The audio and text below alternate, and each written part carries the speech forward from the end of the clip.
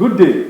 Welcome to another flagship program where we bring to you happenings as it concerns security. My name is Ajulichuku Okabwe, and today we shall be talking about Neighbourhood Watch in security focus today. And I won't be talking alone. I have with me in the studio Chief Anthony Ojemba Chibwe, State Treasurer, former anyway, State Treasurer, Police Community Relations Committee.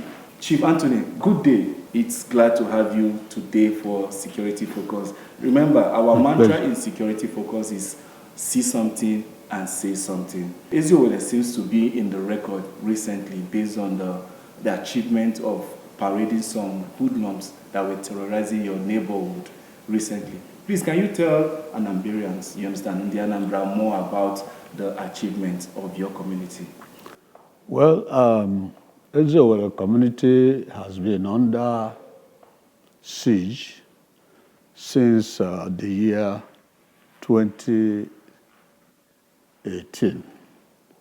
And community leaders in Eziowele have labored to see how best we can return normalcy, security-wise, to the community.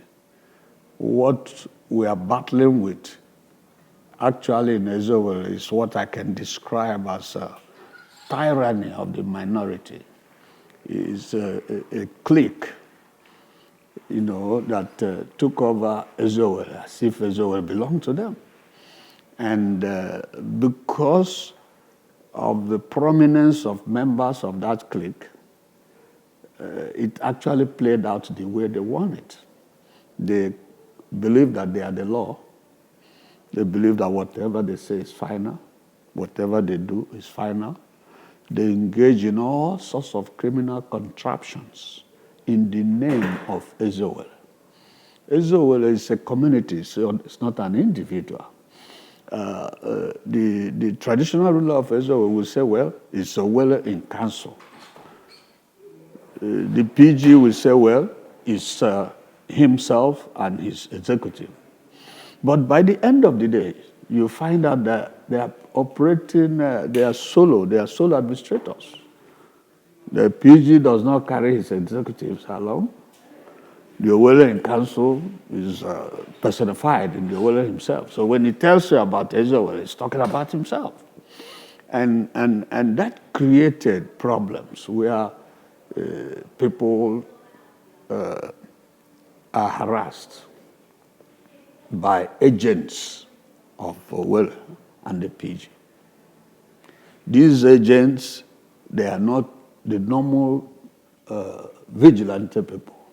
The vigilante system, they make sure that they destroyed it or it is working at a very skeletal level. Now they have their own boys who are armed. A rifle is an instrument of prod. Of course. A rifle is a weapon. Yes, it's an instrument of prod. Yeah. You can use it to intimidate people or force people or cause people to comply, whichever way. But now, the success of what happened just some days ago got the police involved. So what role did the police play? Was it the community that cried out to say, we are under siege, we are under bondage, and we need the presence of the Nigerian police force to come to our rescue? We have been going in and out of the police. And we have had several commissioners of police. Unfortunately, one of them that came, the traditional ruler of Eziowele, gave him a title. And that title shut him down, it made him complacent. But this very commissioner, he's not just determined by word of mouth. He's determined indeed. That way, he will leave Anambra State better than he met Anambra. It is that determination that culminated in his understanding the peculiar problems we have. And the people that approached him, he felt that they were not just anyhow people. They were concerned indigents of Eziowele who don't have anything at stake except the security of their kith and kin living in the town. So he decided to personally supervise the operation to make sure that these guys are brought to book as long as they are wielding arms outside the law, as long approval or licenses. If they are AVS members, it would have been a different ballgame because AVS have its own hierarchy. They have names, list of names of people who are their members, and usually they go through training. You don't just pick somebody on the street and arm them, you know. So, and he swooped on these people, and as God may have it, 6 of them, rifles were gotten from them, pistols, and other dangerous things. So, these people... And it can be said that these people that were apprehended were actually the culprits terrorizing the neighborhood. Yes, they were. The community, They were. Some mistaken identity. No. They were. They were the culprits. They were some of the principal architects of people doing this. Because if you can't operate in a town carrying rifles around or pump action around and enforcing one law or the other if you don't have the tacit support of the traditional ruler and the PG. Are these people apprehended? Can they be said to be members of the community, that is Israeli community? They are members of Israel. They are people from Israel. Okay, now good. Security, as we all know, is a joint venture. That is what it is. Even when you have the law enforcement agencies to do the network and everything, but even the individuals living in certain communities need to play their own role. Sure. Just like the governor's mantra. See something, say something, or do something. Say something. So will you say that see something, say something is actually the reason why these guys were apprehended, or you guys just got tired of the extortion and the siege and living in fear? And secondly, for people that tend to be whistleblowers, because if I feel that I know the identity of people terrorizing a community that I live in, so if I come to stakeholders like you and I give valid information, can I be guaranteed that my life or that of my family will be safe? Well, you know, life is a gamble. And the people, the whistleblowers, to a certain degree, are people determined to make their own contribution in their little way to restore peace in the community they live in. So, ab initio, they are taking a risk. But because of the assurances that the Commissioner of Police gave, so far so good.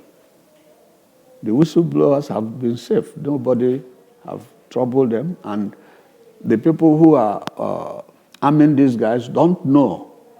They don't have information as to who the whistleblowers are. So the Commissioner of Police have made it easy. You know, the problem in the police is leakage of information.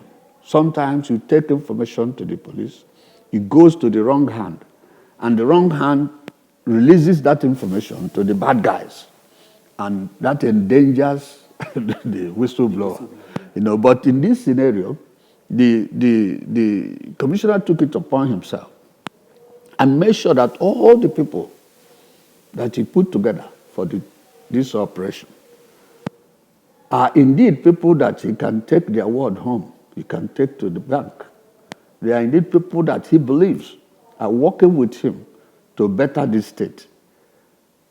So far so good. The whistleblowers are good to go. No problems with them.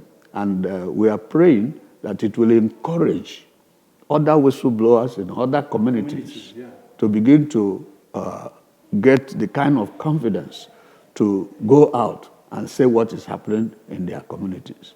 In some communities, people are carrying arms around. In some communities in Anambra here, if you call the police, they will be reluctant to go because they don't know what if it's a trap. Yes, not only a trap. What they don't know, they have no way, independent way of assessing the level of force they might meet. Police don't want to go into a community and be humiliated.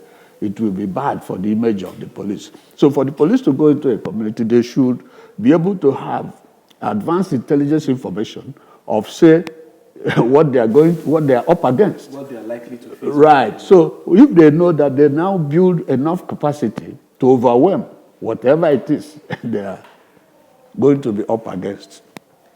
Being somebody that has the experience of being police community relations officer at a certain point in time, are you a proponent of state policing based on the level of insecurity we're currently experiencing in this part of the country?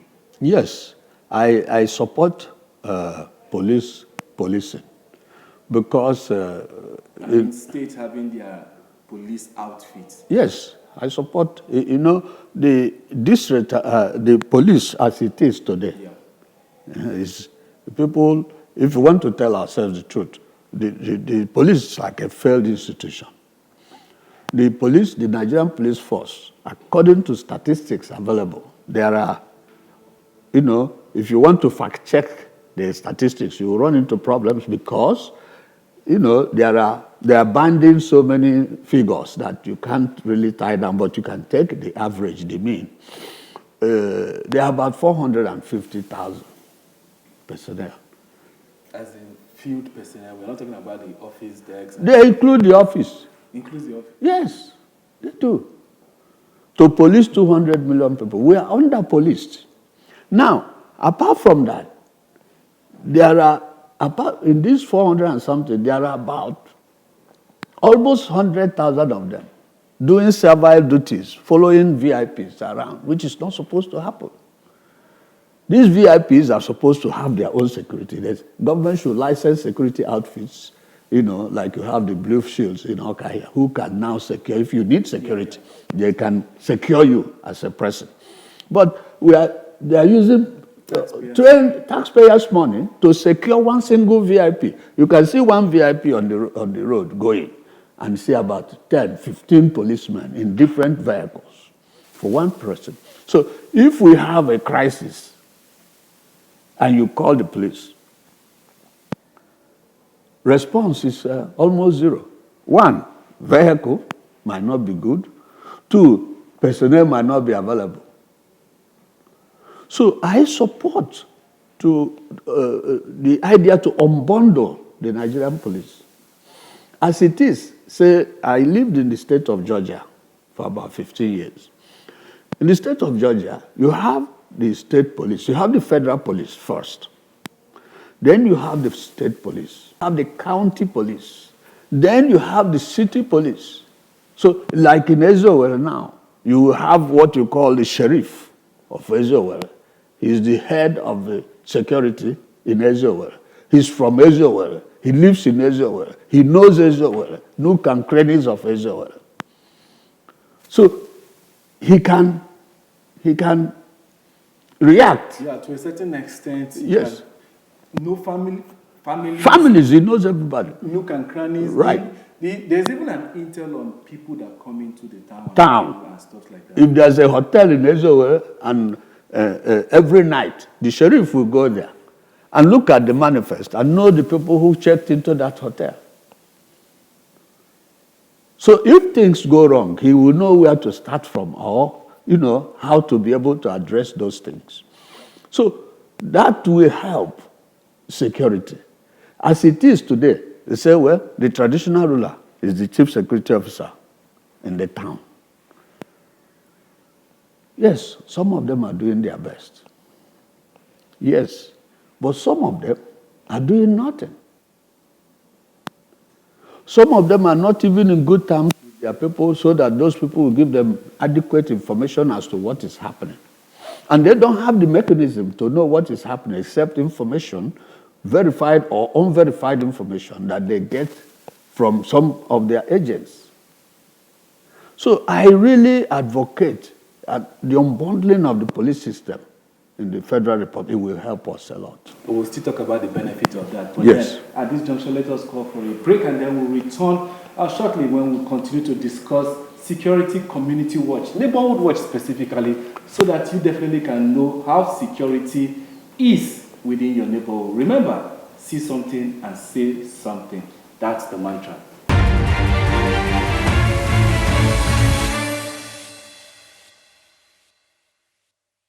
Glad to have you back. We're still here discussing security and your community as it concerns you and I. But then, before we went on break, we're talking about state police. What's the benefits and the demerits of it? Can Nigeria as a country venture into that? Can Anambra as a state actually venture into that and probably get to secure our nook and cranny better than it is right now? Well, I'm not the resource person that will delve much into that already. We've already started. Let's see what Chief Anthony Ojemba has to say about this. Chief, what's your take on state policing? The state policing is affordable. It's affordable because the taxpayer is part of the tax. It's affordable because it reduces the overhead cost. It's affordable because members of the police, the state police, will be people from that state who know that state better. Intelligence gathering will be made easier because you're not an alien. If you send a policeman, say from Katsina, you post him to Anambra, and he goes into a bar, a pub in Abaya. Once he comes in there and sits down, the people in that pub, they don't know him. That face is unfamiliar to them. It will stop them from discussing certain things they would have discussed freely. But if it's somebody from their community, they will discuss freely. And in discussing freely, you begin to unfold things that are considered mysteries in the security cycle. Somebody can get drunk and begin to say, I witnessed this thing happen. I saw this man getting this. I saw him moving from point B to there. I saw him with a rifle. I saw it. So if you saw it, then the police will take up from there and put that person under surveillance, and before you know it, they bring the person to book. Now, you just did mention about a few merits of state policing, but the demerits, there are definitely going to be some demerits. Definitely. And I believe that cost of running it might be one of it. And secondly, how then do you see, because I walk into a place I'm not familiar, nobody knows me, and then a crime happens, I'll be the number one suspect. Yes. You understand? So these are the demerits, but let's talk about we're talking about Nigeria and the way Nigeria is right now.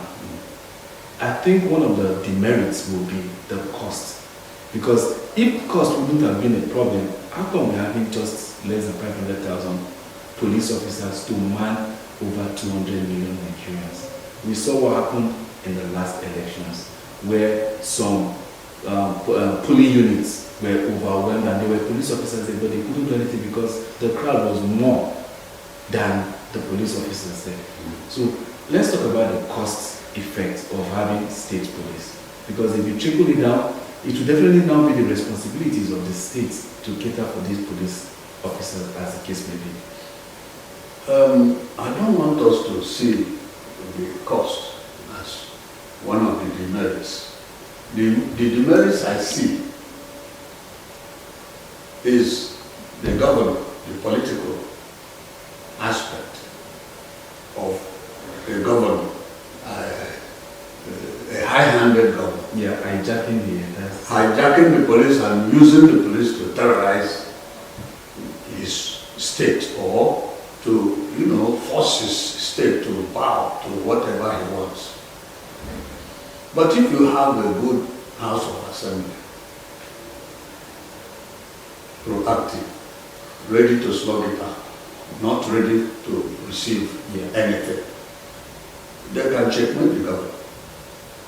So if we're talking about the merit, the biggest is just a governor, because you don't know who will come.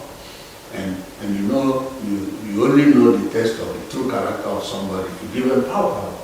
Once the power gets into their hand, then whatever they do, you start praying for the next 4 years so that you can ease him out and then recover the place. So that is the number one merit. The finance, I think the money is there to fund the police.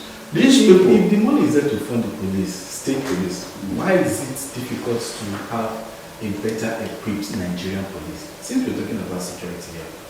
It's difficult to equip the Nigerian police because of corruption. Not lack of. Yes. Not lack of the funds. Not lack of the funds. If you have a procurement, if you have a corrupt-free procurement system, you will see that majority of the money, the budget of the police, go into one procurement or the other. These are the things that make it seem as if we don't. We have the police, they have overbloated budget. Quickly before we wrap up, where do we foresee our security structure in the nearest future based on the mantra of the state's governor, Professor Chukwuma Soludo, which is, because the security of lives and property is one of his strongholds, and then preservation of Igbo culture. You understand? So how do you see that in this first 1 year, and then probably at the first round of this 4-year term? I want to give kudos to the professor in the area of security. All of us live in Anambra, we know how it was before he came. He has really fought some communities that people were afraid to enter. You can go. I went to so many that they comfortably and confidently. I wouldn't have done that, say, 16 ago. Right. So Mr. Governor have done well. What I will suggest that could be done further is people need to be encouraged, protected, to speak out. It's easy for us to have a mantra, say something, see something, say something. But you must have some degree of protection to be able to say something and still go back to your house and sleep with your two eyes closed. So His Excellency must find a way to protect those people, or get a law that protects people who see something and say something. That way, criminality and crime will be brought to a manageable level. It's not going to go well. That's why you have prisons, that's why you have police, in fact, the police, the International Police Act, permits a level of criminality. Because if it does not exist, this shall will be extinguished. Yes, extinguished. There won't be any need for the institution. So, you should go further.